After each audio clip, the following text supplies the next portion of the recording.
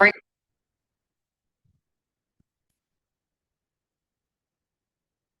Good evening, everyone. How are you? Oh Hashem, thank you. Okay.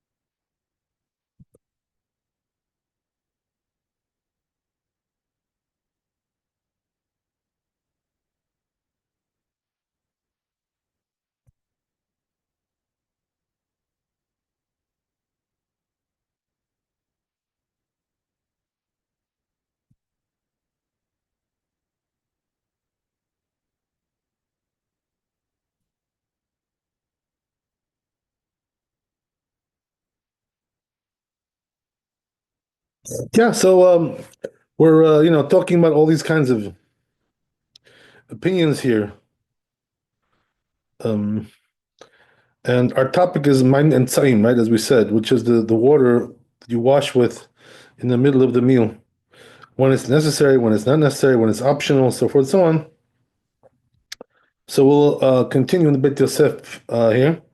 והגאות מימוניות בפרק ט' מלכות מחלות אסורות. So it says in the Hagaot Maimoniot that כתבו פירוש רבנו תם. They wrote the opinion of רבנו תם בשם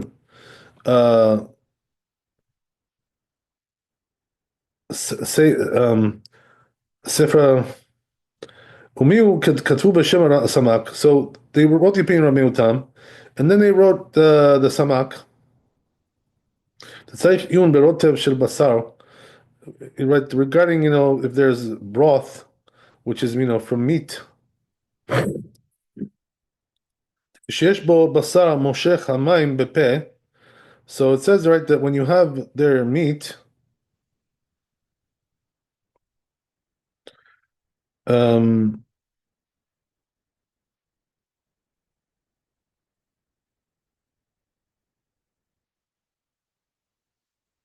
so what happens is, what he's trying to say is like this, right? That when you eat this kind of a thing, it's like you burp up, the meat flavor, so it comes back up into your mouth. עד כאן, that's the end of it. וכלומר, דילמה הדשארה לאכול גבינה, so now Beit Yosef explains, right? That perhaps, when we say that you're allowed to eat cheese, אחר תבשיל של בשר, after a dish with meat dish, דווקא בכגון ביצים מטוגנים, like maybe it only applies to eggs which are cooked בשומן, right, in fat. שאינם מושכים המים בפה. So that doesn't really, bring the taste of the meat, into the mouth. כל כך, אבל רוטב של בשר, לא, but when it comes to, right, the broth, gravy, right, gravy, yeah. So there, it does. You get the taste of the meat in your mouth like that. ורבנו יונה כתב, says רבנו יונה בפרק אלו, דברים in this פרק, לאחר מרק של בשר ודאי מותר לאכול גבינה בקינוח. So he says, after you eat, listen to this, right? Important to know these things. As we said, right, even though the custom is not like this nowadays, but there are opinions like this around here, around, right, the poskim, the good old days, when without now we don't really have this custom. But anyway, it says there that after you eat, soup, which is, meat soup, right? Broth, whatever. But then you can have cheese afterwards, just, by cleaning out your mouth. שלא צריכו, שהיה אלא כשיאכל בשר מפני שבין השיניים. So he says, you know why? Because the whole point of waiting, as we said, right, after you eat a meat meal, was because you may have uh, meat left over, right, between your teeth. And so he's trying to tell you, right, that when it comes to soup, it's not really relevant because it's all broth, there's no actual meat there. אבל במרק דלתם להי חששה ודאי מותר. So he says, therefore, right, when it comes to according to this opinion, turns out, right, that you can have, meat soup, right, without any actual meat there, just a broth, right, and then you could have afterwards some cheese lasagna. What? Yeah. Today we don't do this. Why is that? Because there's other opinions we're gonna see, right, that contradict this, and now we're stringent about it. So, why are we stringent, by the way, so much? If we see poskim like this, saying that it's okay. The reason we're stringent is because we're afraid that, first of all, that people get these things confused. If you allow them to have meat soup and then, afterwards to eat pizza, so, then they'll eat also, something which is actually meat. So because of the confusion, that's probably the reason why they made it like a standard thing where, across the board, whatever it may be, right, which contains a meat flavor or, whatever. So we say that you got to wait 6 hours. That's the way we do things today. Okay.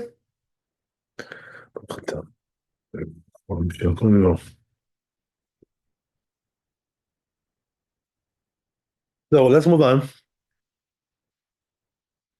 רבנו ירוחם כתב, ראיתי לרבותיי נוהגים, כן, דווקא מרק בשר שהוא צלול.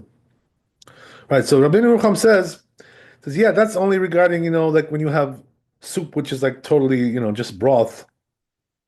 But if it's thick, he says, thick soup, כגון עם ירקות, like with vegetables, consider things like this, אסור לאכול אחריו גבינה. Then you're not allowed to have, he says, cheese afterwards, עד סעודת אחרת, until the next meal.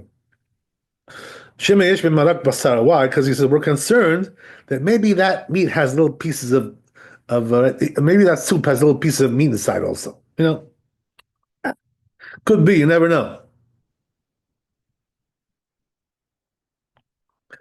ואינו נראה, it says, doesn't seem right. It says, וכן ראוי להראות, and you can't see it. I'm sorry, that's what he's saying, right? You can't see it. And it says, that's the proper way to do, he says. וכן מוכח מתוך התוספות, that's what it says in תוספות. והמורדכי כתב, ראיתי מורי שאסר לאכול גבינה אחר ביצים מטוגנים בשומן. So, right, he says, the Mordechai, that he says, I saw my rabbi that he forbade to eat cheese after, eggs, after you eat eggs which are, cooked in fats, meat fats, whatever. Mishum gezerah atu basar bechalab, right? Because you may come to do, actual meat and milk together. So because of that,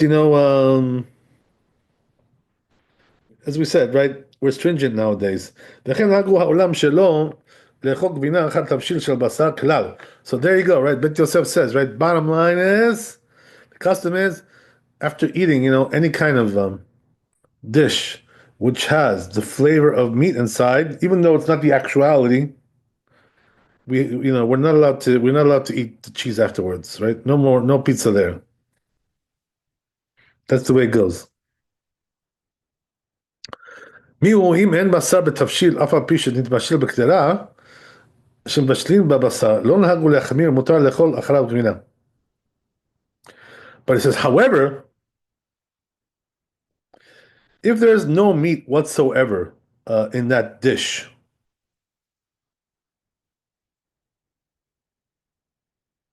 even though it was made in a meat pot, right?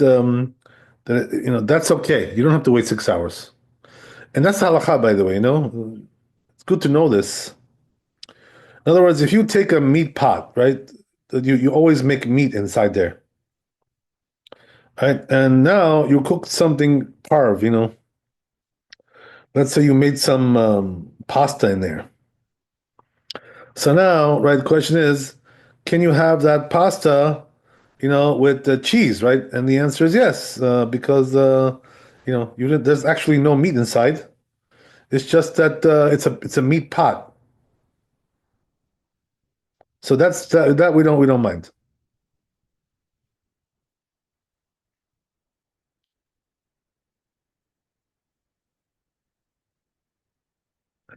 So the truth is, that the Sfaradim are a little bit more lenient with this than the Ashkenazim. For the Ashkenazim, it's like b'diavad, like if you did, okay, you can eat it. But we Sfaradim, we even allow this lechatchila. In other words, I know I'm making the pasta in this meat pot to make it, make baked ziti, right, with cheese. So I can even do that lechatchila. The Ashkenazim, they do that like b'diavad, meaning that if you already cooked it in there, okay, so now you can make baked ziti with it. We're going to see that in the Shulchan Aruch B'ezrat Hashem. So it says over here, "Ve'im mutar leochlo im gemina katav Rabbeinu b'sefer Yoredea Siman Tzadikei." Right. So um, it says if you're allowed to eat that with cheese together, so that's written in Yoredea in chapter 95.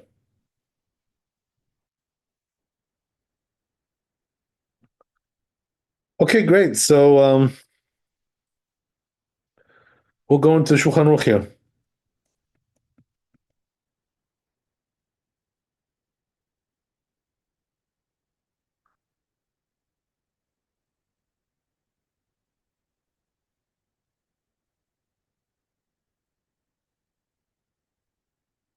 Right. So Shulchan Aruch says like this. Ma'im emtsaim reshut, right? When it comes to right, the washing in the middle of the meal, it's optional. You're not really obligated to wash your hands. So what does that mean? Even if you're having, like let's as we said, right? You're having a meal and you're having, first fish, and then afterwards you're having some meat, or let's say you're having first, right, dairy, and then you're having meat afterwards. So in scenarios like that, we say you're not obligated to wash your hands. So if you want to, you could. It's optional.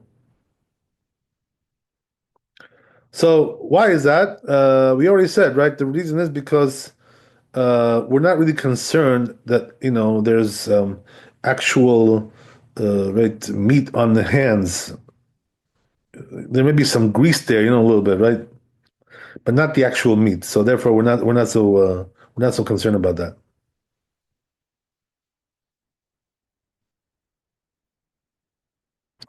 But right, right. But he said that's only regarding going from right one dish to another. In other words, the one course to another, right? But he says, but if you're going from right, as we said, if you're going from a dish, which is meat dish, right? Even though you're not having any meat, and then afterwards you're having cheese, so he says there, it's really an obligation. Okay, so let's see Mishnah Brura how he explains this, right?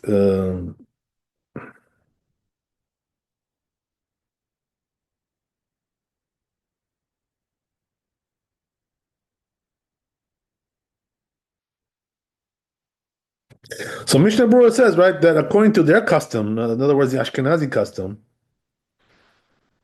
it's a little bit more stringent, as we said, right? So what does that mean?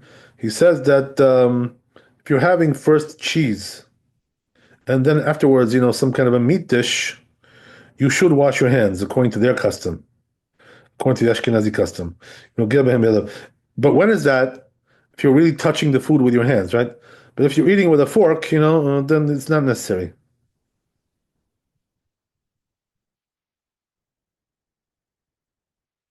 ואין לנו רשות אלא בששני התבשילין שווים. So he says, therefore, according to Ashkenazi custom, the only time that it's going to be optional is when you're going from one dish to another, and what do you call it? There's no actual meat or cheese in there. So, in other words, you're going from, I didn't say it right, more accurately. What he means to say is that you're going from one dish to another, but it's not meat and milk, right? Or something like that, so then it's not really necessary. But again, right, he's telling you, the Mishnah Berurah, that if you're not touching it with your hands, you don't need to. So therefore, even according to their custom, it's only when you have the food on your hands.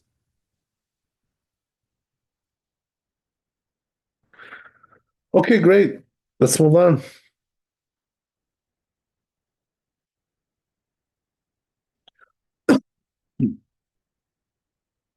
Now we're going to go to right the next issue, which is meat and fish, right? As we said,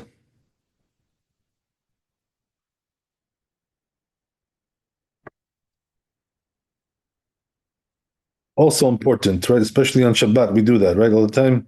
We go from fish to meat, so we have to know what to do.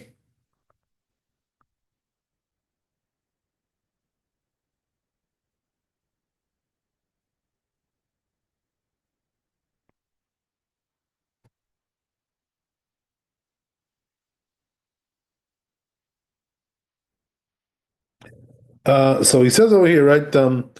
He brings the Rosh, right? The tour. מה שכתב רבנו ואדוני הראש שר היה רגיל ליטול ידיו בין בשר דגים, as we said, right? That the Rosh was accustomed to wash his hands between the fish and the meat. Why is that? Because there's danger involved, right? There's no prohibition there, but there's danger, right? So what is the danger? You guys know about this? What the danger is here?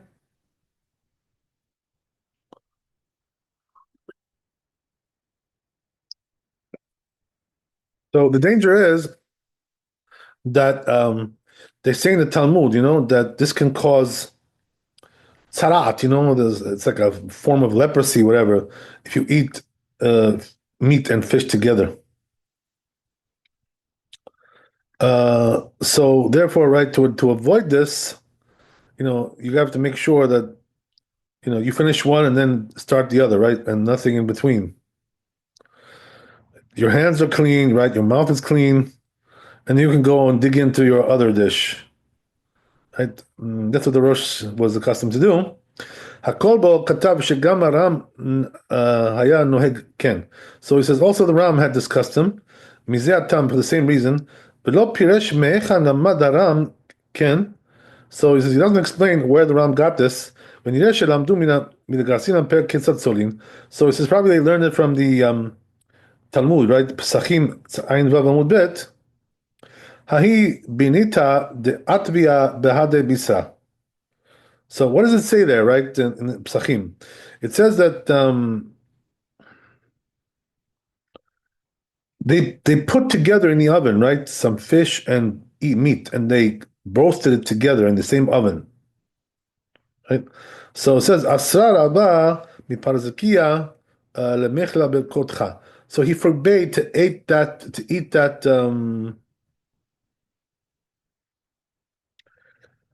fish with kotach, right, which is like dairy. It's a dairy dip. More barava she'amar afilu b'milcha nami asura. So this rabbi says that even with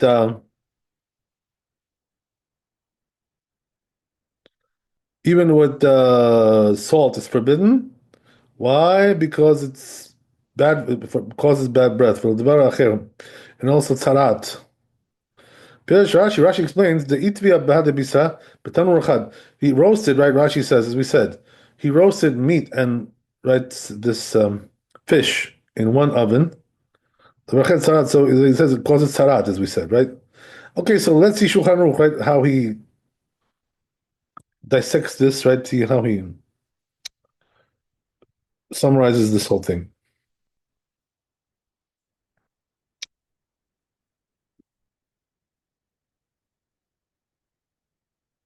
So he says, Ben basar dagim choba litor mishum dekasher ledavar acher.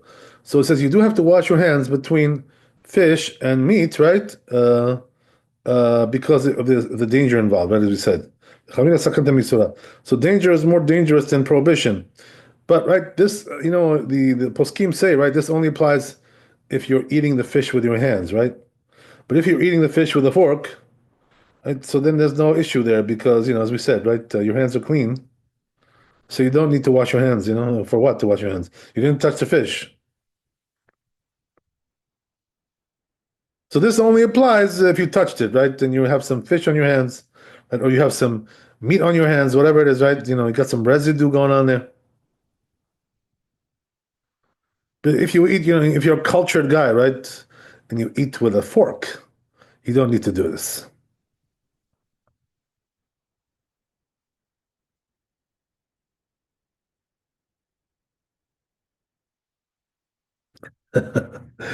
It's funny, because in Israel, right, fish is like a big delicacy there.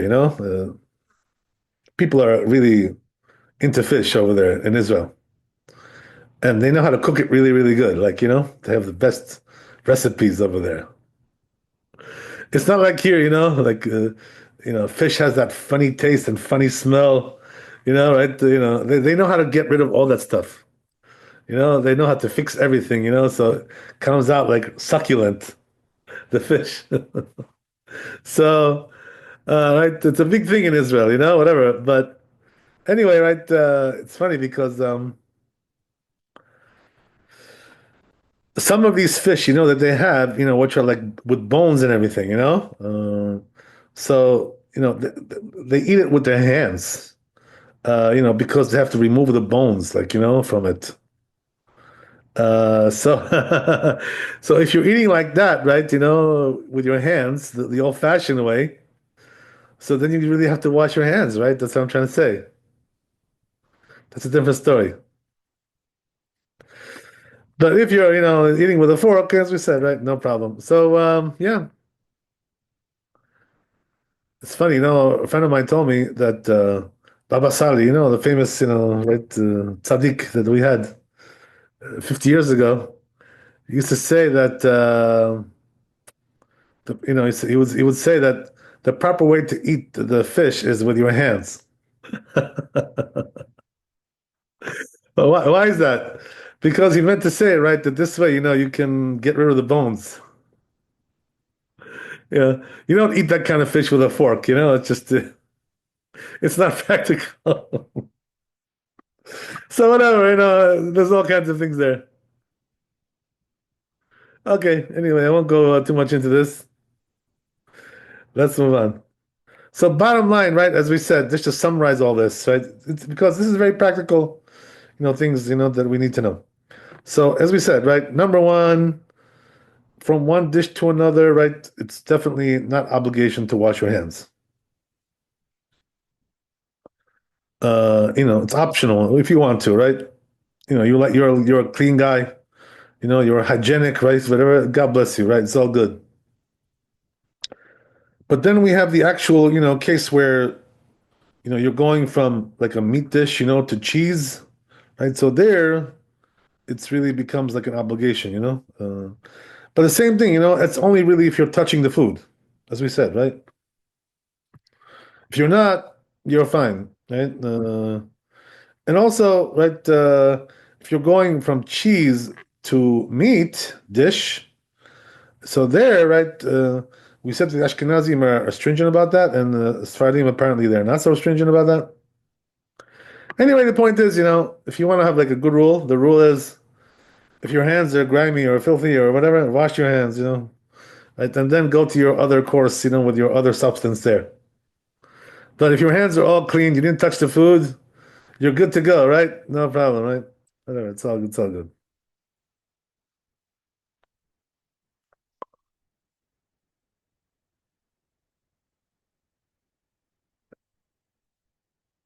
And with the fish, right? We said that depends if you touch it or not. If you do touch the fish, like you do the Baba Sali style, you that way, the Israeli style, So then you have to wash your hands when you're going to meat because of the sakana, because of the danger.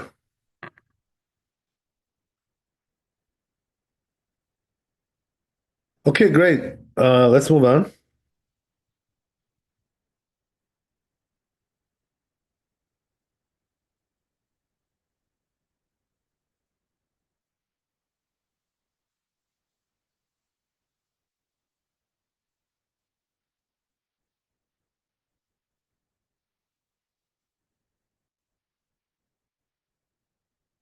So it says like this, כתוב בספר אורחות חיים. It says in this book, בשם רעב"ד, name of the רעב"ד, כל הדברים הנוהגים באחרונים נוהגים באמצעים.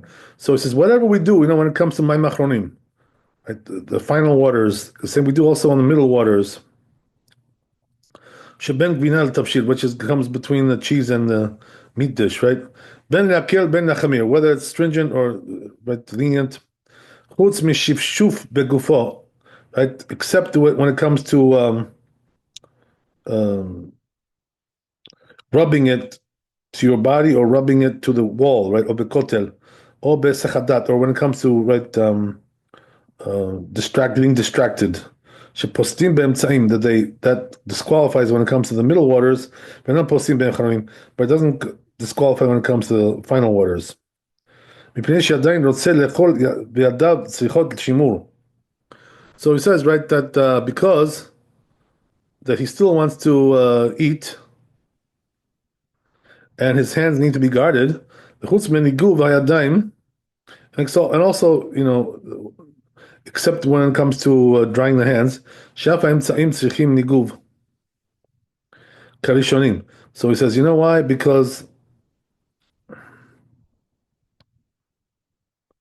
the middle waters need to be dried just like the first waters.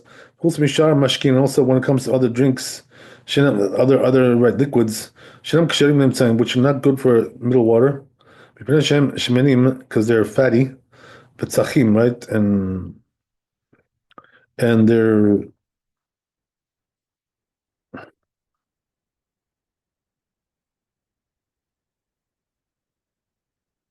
yeah, fatty, something like that, whatever. So why? Because they don't menakim et tashuman, because they don't clean off the grime off your hands.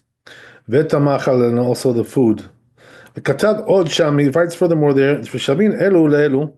So he says where everybody agrees the inyan bracha when it comes to blessing, sharei chovahen is their obligation, velo ayu ela mitzvah, and haret te'unin bracha. Even if they're just a mitzvah, they need the blessing. Sheno rawi le'echol ad sheitol kedin, because you shouldn't be eating until you wash properly. Mayim rishonim, the first water. Umbarech al rechitzat yadayim, and you bless on the washing the water, washing the hands. Kedin mayim achronim, just like mayim achronim, the final waters. Okay, so ad kana shano. Okay, his language is a little bit vague, but we'll get to the bottom of it. והעולם לא נהגו לברך לא על מים אחרונים, לא על המחציים. So now, right, we're getting to the bottom line, right? So says Bet Yosef, the custom is, that we don't bless on מים אחרונים or מים אמצעים, right? The middle waters, the final waters, we don't bless on that. That's what we do today, by the way. We don't bless on these things.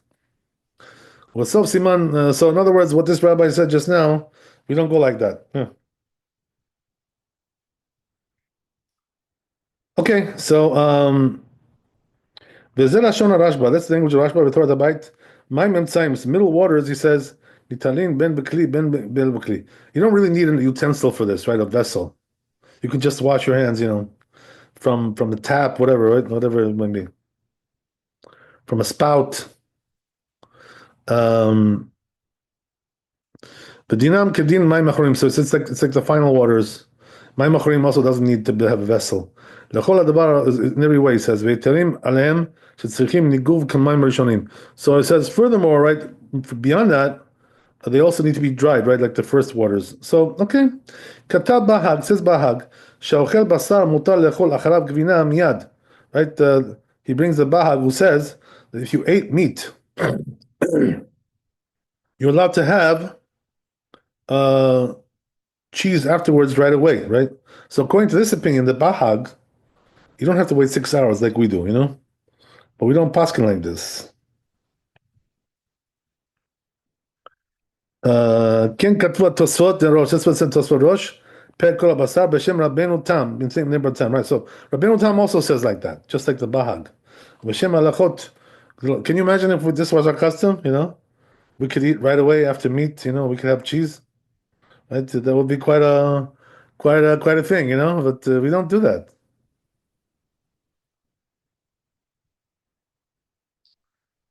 Had Yamar Rav Chazda Hatam Achal Basar Asur Lechol Gvina, because that what Rav Chazda said, right? After you eat meat, that you're not allowed to have cheese. Below Tenetila Binat without washing Kinoa Chava. That's talking about without washing your hands, right? And cleaning your mouth. Aval Mentila Kinoa Share. But if you do that, then it will be allowed, right? Achal Gvina Mutar Lechol Basar. And then he says, right, if you had cheese, you're allowed to have meat afterwards. Af Belo Netilat, you don't have to wash your hands, Kinoa, right? All these things. And clean out your mouth. Uperush Ze Kashe, my parich. So he says, according to this, it's difficult. What did he object? Hacha ad Rab Yitzchak. Rab Yitzchak, but tzarich lomar leperusho. So he says we have to say according to his perush, ze kashem my parich hacha.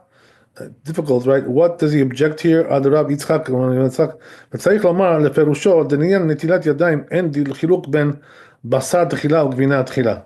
So he says when it comes to washing hands, there's no difference between having right meat first or the cheese.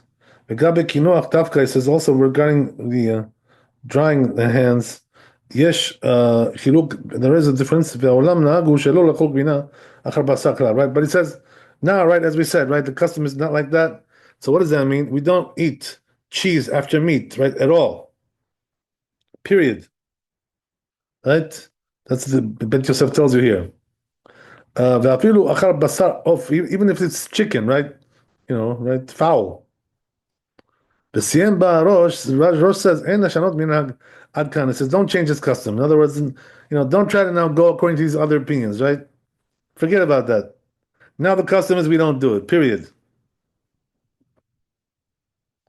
I mean, שנהגו לעולם שלא לאכול גבינה אחר בשר. So he says, seems to me that which now the custom is, they don't eat cheese after meat, כלל, at all, לא מטעם גדר בסייג הוא שנהגו כן. So it's not really like it's not a stringency. אלא משום דסבירה לו כדת הרמב"ם. It's because they hold like the Rambam. שמפרש דהב דאמר רב, he explains that which Rav Chasta said, אכל בשר אסור לאכול גבינה, that after eating meat you're not allowed to have cheese, אפילו בקינוח הפה, even if you wash your hands and stuff and everything, in your mouth. נטילת ידיים, and also if you, whatever, וכמה, right, וכתב הרשב"א, so we go like the Rambam, that's what it is, It's not a stringency, it's just we're going according to the Rambam. That's the way he interprets the Talmud. בכתב הרשב"א, so Rashba says, שכן דת רבנו חננאל, רבנו חננאל also was like that, ובעל העיטור also this rabbi, וזה לשון הר"ן, the Ran says, הכריע שכן דת הריף, right, he also says that, the Ran says also the Rif holds that way, right, like the Rambam, ורפוקי מהר"א, not like the Ra, שהיה מסופק בדבר, he had a doubt regarding this, right, the דת הריף, regarding the opinion of the Rif, Zal, okay, good. Let's move on.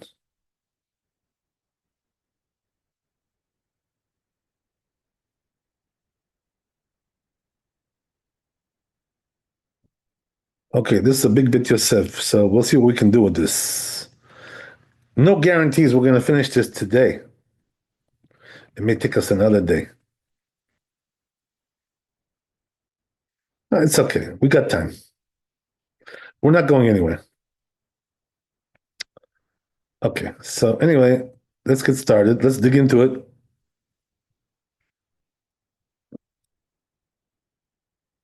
So it says, Mashkatav Rabenu, and that which the Torah said, Hilkach en lechol gvina achar basar ad sheishe keshu mizman sudat boker ad shezman sudat erev. So the Torah says, right, also same thing.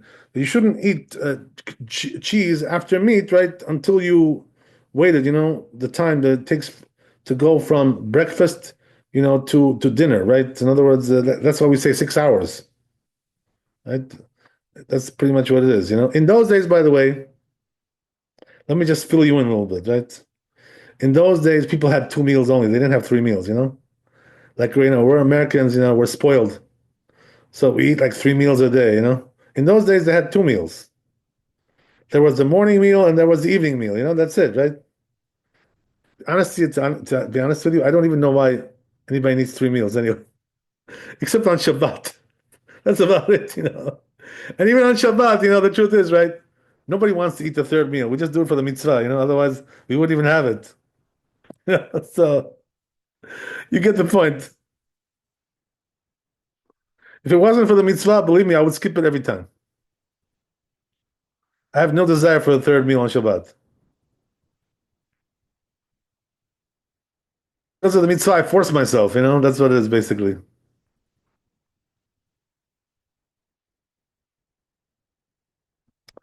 Okay. Lately, like especially now when the days are short, you know what happens to me? I'll tell you, like for the third meal, I take like two rolls, two challah rolls, and I bless on it, I have like a kazait, and that's it. I'm done. I can't even eat anymore. That's all I can do. So, yeah. And even that's not so easy, even that's difficult.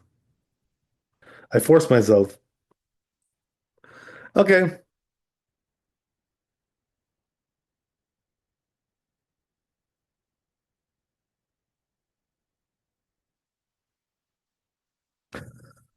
let's move on. So it says,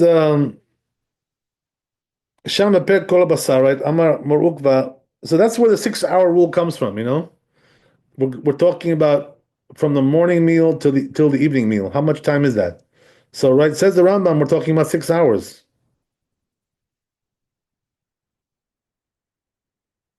minimum, right?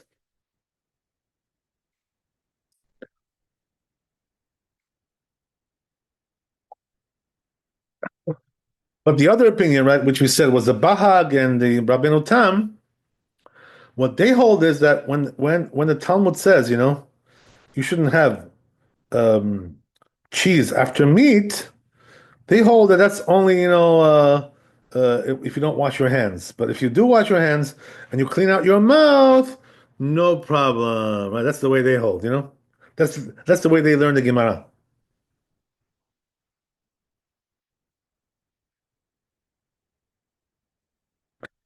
The funny thing is, that the Ashkenazim in the old days, right? The good old days, when Ashkenazim were really Ashkenazim. You know what I mean? They used to wait 1 hour only, right? They didn't wait 6 hours. That was their custom, in the old days. Where is this brought down? The Ramah. If you look in the Ramah, it's brought down there. You know, not in this chapter, but a different chapter, right? In the laws of meat and milk. So the thing is, but nowadays, right? The Ashkenazim don't do that anymore. They took a stringency upon themselves to go 6 hours as well. Even though the old custom was 1 hour. But the truth is, the Ramah says himself, even though the custom is to do 1 hour, he says, but it's proper to wait six. So the Ashkenazim said, oh, if the Ramah says it's proper to wait six, let's do it. Right? So that's the one now. Everybody waits 6 hours, except there are some small groups, that do a little bit less, 3 hours, whatever it is. All kinds of things like that. But in general, almost everybody now does 6 hours.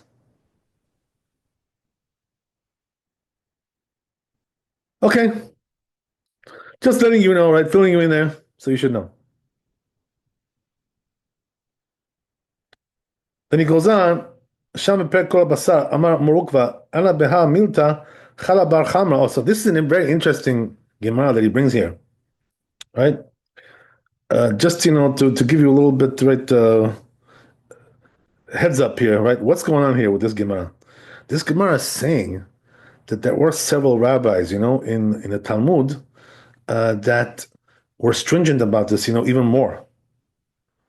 So they weren't doing like 6 hours; they were doing like more than that. So it's actually a very interesting Gemara. What does it say? It says, um, "Ama beha milta chala bar chamra de ilu abba kad haba achil bisa ha'idna lo haba achil gvina ad al machar." Right. So he says, right, that my father, right, bless his soul. What he would do, he says, I'm not on his level, right?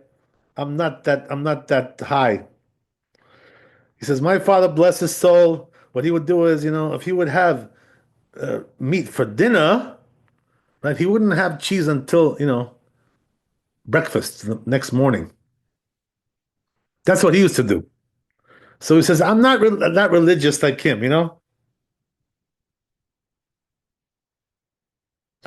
So what do I do? He says, I wait till just till the next meal, as we said, right? 6 hours, whatever. I wait 6 hours. My father used to wait, right, 10 hours, God knows, whatever, right? 12 hours from the dinner to the breakfast. Huh? There you go, right? So you see, right, that there were some chachamim that were stringent about this. By the way, what's the reason to be so stringent about it? You guys have any idea? Why would you want to be so stringent about it? To wait 10 hours, 12 hours, what's the point? You know what it is? Because, meat digests slowly, in the body. So really the truth is, like if you really want to totally digest the meat, it can take sometimes, like that long until it's like totally out of your system. So that's why I used to wait like that, this rabbi. God bless his soul.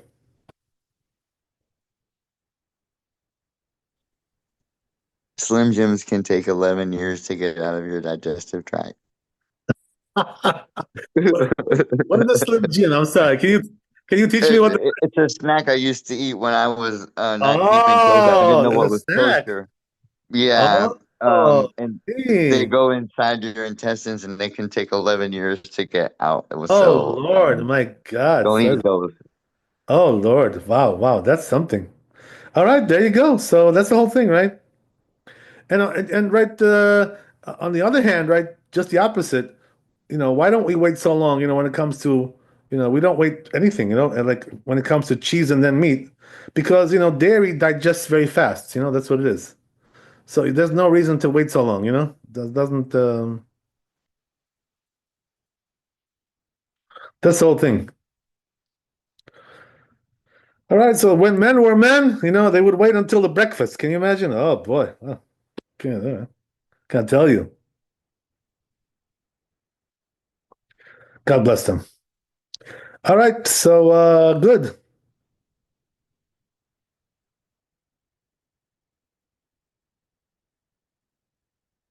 You see, by the way, that we are very stringent when it comes to meat and milk. The Jewish people, like we're like obsessive about that. Hmm. You ever notice this? Jewish people are like crazy about this mitzvah. Why are we so crazy about this? What's the reason? So biblical commandment, not to mix the cheese with the, so excuse the Jewish, me. according to the Torah, right? It's only like cooking them together. And now, we wait 6 hours, and some rabbis wait 12 hours. Why go so crazy? Why go so nuclear with this? I The mean, the Torah reason tells you, I became observant of that was the Midrash was saying that the cow complained to Hashem that it's enough to take my flesh now, but ah, to also boil and also to take my calf with it, oh to wow, nurture my calf wow, for just for the taste of enjoying me, that's so very nice. out of respect, there was some holocaust to put Wow, a that's buffer interesting. between. That's very very charming there. That's a very It charming was midrash too there. much to ask of the cow. Wow, right? But the truth is, according to the Kabbalah, there's something deep with this. That called the concept is like this. That meat is like din, judgment. And dairy is like chesed, kindness. So they say that when you mix these two together, what I mean, it creates a disharmony in the world. And also in your soul as well. I mean, so it can cause a lot of damage. And this is the reason why, we're very careful about this mitzvah. Meat and milk, right? We try to distance it like as far as we can. We go out of our way for this mitzvah. And what do you call it? What I want to say that yeah, there's also Zohar, which is pretty scary. It says that if a person eats meat and milk, right, like without waiting 1 hour at least, right, or doing the same meal, you know. So it says the Zohar, if you're gonna have like fornicate with your wife, that time, you're gonna have like a bad soul coming, from the children, when you're gonna bear some bad souls because it causes damage, to right this meat and milk thing, So therefore, you may get like one of these bad boys, as a child, right? So you don't want that, right?